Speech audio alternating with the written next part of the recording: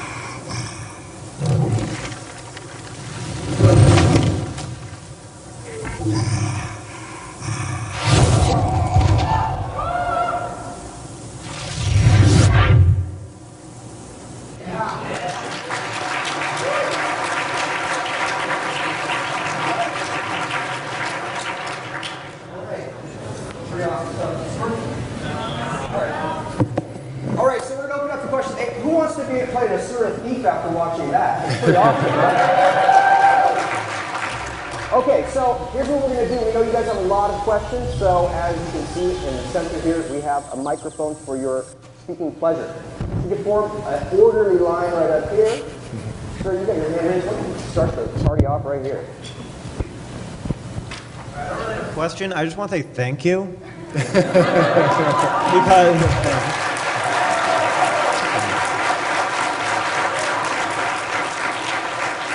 For the longest time, I've been trying to find an MMO that's actually good. I played Guild Wars 1 and I did like that, really because it was free and it was low level cap of 20, but there was a lot to do. But this is exactly what I've been waiting for, and I'm definitely pre-ordering this, and I just want to say thank you. Thank you very much. Thank you very much. In the skill videos, the tune does some vocalizations, emotes, the I am so stunning, the that's where it's done. How do you call those up? Is that an emote command or is it automatic?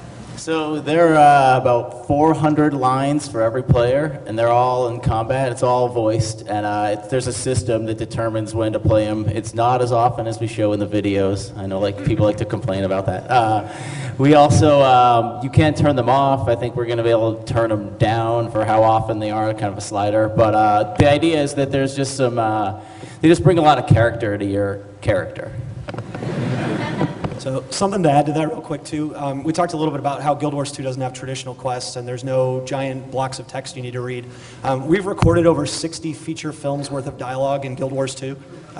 So wherever you go, you can hear characters talking and you can become immersed in the world through the spoken dialogue. I just recently got done with the Rift beta, and one thing I noticed that was kind of a really big hindrance for me was their big events that you guys talk about you having in your game as well were very pertinent and were a lot of fun and were an important point to the game. But the moment you moved out of a separate area, you didn't know they existed anymore. Do you have something in place to kind of keep everyone globally aware of these events as they're going on, or what do you think about that? Yeah. All right. So,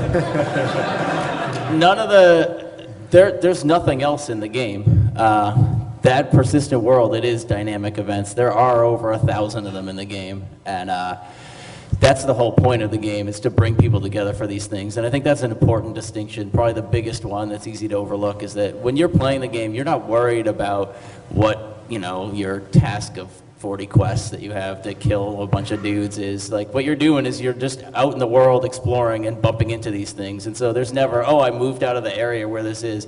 They're not like random and they happen somewhere where you aren't, right? They're very, very scripted and very planned, and the whole thing is planned to create this experience. I don't know, Colin? All right, thank you. Yes. I've got something to add there too. As you participate in these events, you can leave the area. You don't have to finish every event. You can basically fight the cutthroat pirates for a while, and then get called away by something else. Your participation is still there, so when the event resolves, you still get rewarded. You don't have to go cash in with anybody. You don't have to hang around and wait for the event to finish in order to get a reward. As far as dynamic events go, I know that if you have, say for example, I realize this is kind of an old example, but something like Tabula Rasa, you liberate the city, okay, now I can go ahead and get these quests. I went and did this quest, came back 20 minutes later, the city was taken over again, I had to go redo it all over again in order to turn it in. I realize that the turning quest element isn't in there, but when the Centaur's attack, is that going to be something that happens, every 20 minutes? Because that would be, well, a little old. So the events in the game do run on cycles. They are part of event chains. So I talked about that Centaur example earlier where they attack the city and all these events chain out from there. As the event chains and you completely liberate the city and complete the chain will restart at some point. Unfortunately, we can't make unlimited content that only runs one time. We would need about 10,000 game designers to make that happen. But we do try to make it so that they don't run constantly. Some of you guys may have played our demo down on the show floor. We've got the event times tweaked up, running faster than they normally will, just to make sure that there's enough stuff for you guys to really get a taste of what all the events are like. Normally they would run a little slower than that. The idea is that you shouldn't see the same event all the time, but as you're exploring through a map, you may see the same event happen occasionally. Most importantly, we want it to feel like if you're exploring through the world and going to different places, you're going to see different things going on. The world's going to feel like it's alive, and it's going to feel like if you play through a map twice, you might be able to see completely unique content each time you're playing through our dynamic event system. So you guys may not know this, but over an hour before, you had the lineup almost full. So I think when you bring this back home to Seattle, you guys need to be in the main theater because you will fill it. Now my question is about escaping the same fate that many recent MMOs have, which is how do you keep people playing once they've gone through all the content?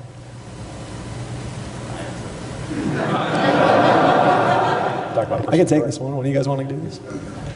Okay, there is a ridiculous amount of replay value and endgame in Guild Wars 2. So just to get started, we talked about how when you play a character through the game, you have a unique personal story that branches and changes, and every race has different stories that they can do. So first off, when you're done, when you get to the end of your personal story with one character, you can make another character and play through the game and experience a completely unique, different personal story if you want.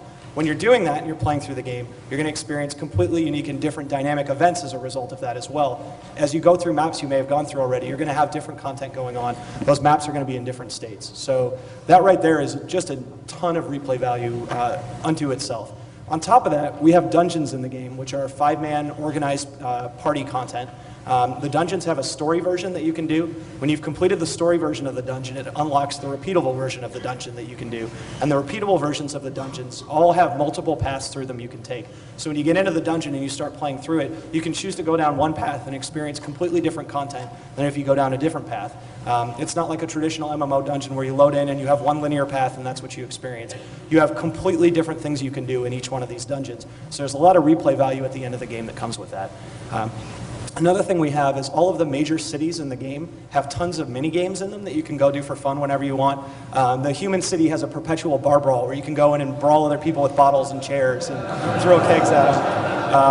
The Norn city has a game called Keg Brawl, which is kind of a mix between soccer and football and a little bit of basketball. Yeah, rugby, there you go. And it's 5-on-5, Norn trying to get kegs back to their brewers, and so you're throwing the kegs back and forth to each other. You can dump the ale on the ground and make people slip and fall down. We have all sorts of mini games like this all throughout the game that you can do, that you can go compete with people for fun, try to get high scores. So that's another piece of content that's available to you at the end game. Two more key things that are available there is our PvP. The first is competitive PvP, which is 5-on-5, highly organized PvP. That comes in the rated version, where if you're really great at the game, you can compete against each other and compete for prizes and do tournaments and all sorts of stuff. And then it has hot joinable PvP, where you literally, just like a first-person shooter, you can jump right into a game and start playing against people. You bring up a server browser, you see the games that are going on, you go into the game type you want to play, and you just start playing instantly. So we're doing a lot with our PvP in that aspect. The other thing we're doing with PvP that's going to be a huge piece of endgame is world versus world PvP. This is gigantic, unbalanced PvP. This is 30 people could be fighting 300 at once. This is your server matched up against 2 other servers at the same time. This goes back to our point we made earlier about building a sense of community. We want your server to feel like you guys are all allied together against people who are the faceless enemies on the other servers you're trying to take down. You're going to get to know the people on your server, and you're going to get to respect them and play with them and recognize them as you guys band together and fight the other servers in world versus world. And that world versus world PvP is perpetually going on. And you can actually go there and you can level from level 1 to 80 entirely in world versus world PvP if you want. You don't ever have to play PvE. Yeah, You guys are revolutionary. I was going to say, actually, too, when you kill someone in world versus world, the loot, they drop loot, right? You don't have to go back to PvE to get loot, so that's important too. So one thing I want to underscore with this is, from everything that Colin described, is people ask, what's your end game content? What do you do as you go through the game? And what we discovered is that everyone has their own demands for MMO. They play MMOs for different reasons. For social, for PvE, for PvP, for the story base, to build up their character. And what we're doing in our endgame content is we're servicing all those different player styles. We recognize we play them ourselves. And so we're building games we want to play.